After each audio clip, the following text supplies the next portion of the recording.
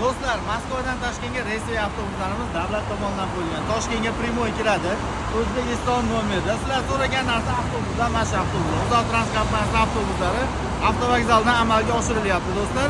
Kimga qiziq bo'lsa, mana vokzaldan joylashib ketasizlar. Biletlar bilan qo'linglarda. Dokument yo'qlar, yo'lkalardan tashqari 5000 so'mgacha rasxod bo'layotgan hozir politsiyaga berasizlar, o'zlari yordam berib olib ketadi do'stlar. 40, 50, 60 kilogacha yuk maksimum poложенda besplatно ketadi yuklaringlar. Kim ketmoqchi bo'lsa telefon qilib kelaverasizlar. Reyslarimiz har kuni bo'lyapti.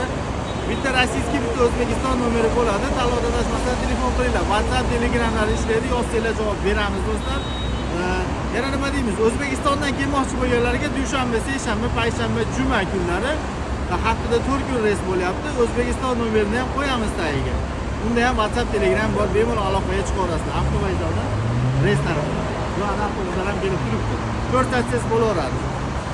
O'zbekiston nomer avtobus so'raganlarga mana shu O'zbekiston nomer avtobuslar. Sog' bo'linglar.